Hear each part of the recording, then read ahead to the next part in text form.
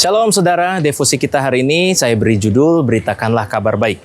Setelah Yesus bangkit dari kematian, dia berkali-kali menampakkan diri kepada murid-muridnya dan mengajar tentang nubuatan Nabi dan penggenapan di dalam diri Yesus, agar mereka percaya kepada Yesus Kristus. Nah, tepat sebelum Yesus terangkat, dia memberikan sebuah perintah yang biasa dalam kekristenan kita sebut sebagai amanat agung.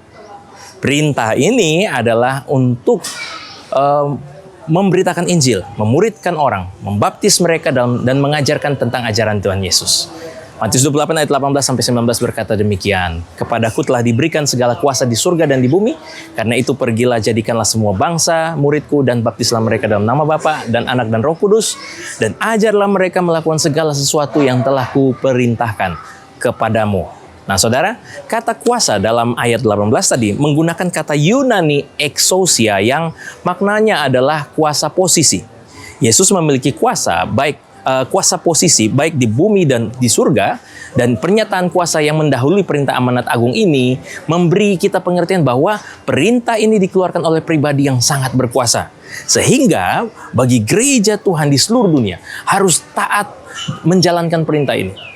Jika tidak melakukan perintah ini untuk penginjilan, perintah untuk misi dan pemuritan, maka gereja tinggal tunggu waktunya, akan mati dengan sendirinya. Sebab yang memberikan perintah ini adalah pribadi yang berkuasa di sorga dan di bumi, serta yang memiliki kehidupan. Lalu apa yang kita beritakan? Lukas 24 ayat 47 berkata demikian, "Dan lagi dalam namanya berita tentang pertobatan dan pengampunan dosa harus disampaikan kepada segala bangsa, mulai dari Yerusalem." Jadi di dalam misi penginjilan dan pemuritan, berita yang kita sampaikan adalah berita tentang pertobatan dan adanya pengampunan dosa di dalam iman kepada Yesus Kristus. Nah, inilah Injil atau kabar baik bagi semua orang, bahwa di dalam Yesus ada jalan keluar atas pergumulan dosa dan yang menghancurkan manusia selama ini. Inilah yang kita bagikan dan terus berjuang memberitakannya kepada sebanyak mungkin orang. Nah, saat saya merekam devosi ini, saya sedang dalam perjalanan misi ke Kalimantan Barat. Tim yang berangkat ada 15 orang, yakni selain saya, ada Cika, Ko Albert, Pak John Manalo, Bang Kaleb, Kak Roma, Ismi, Desi, Stefania, Denny, Daniel, Stephen, Hadriel, Marvin, dan Kristo. Beberapa anak muda Energize yang ikut kali ini mungkin adalah pertama kali melakukan mission trip ke daerah. Tapi saya yakin ini akan menjadi pengalaman yang memberkati mereka, sekaligus membangkitkan semangat penginjilan mereka sejak mereka masih muda.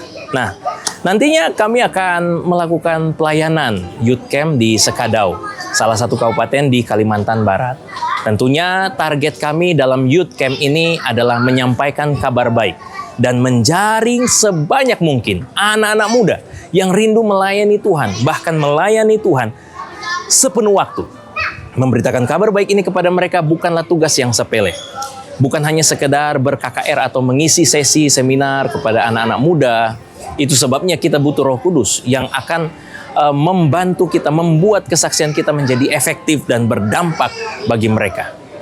Roh Kuduslah yang akan menolong setiap pemberitaan Injil kami untuk menjamah hati mereka yang mendengarkan firman, membangkitkan iman mereka dan mendorong mereka dalam pengabdian yang teguh kepada Tuhan sejak masih usia muda. Kiranya Tuhan menolong perjalanan misi ini dan pelayanan Youth Camp Sekadau ini. Kami juga berterima kasih atas dukungan dan seluruh doa dari semua jemaat Batu Tulis bagi kami untuk pelayanan misi ini. Tuhan Yesus memberkati. Mari kita berdoa.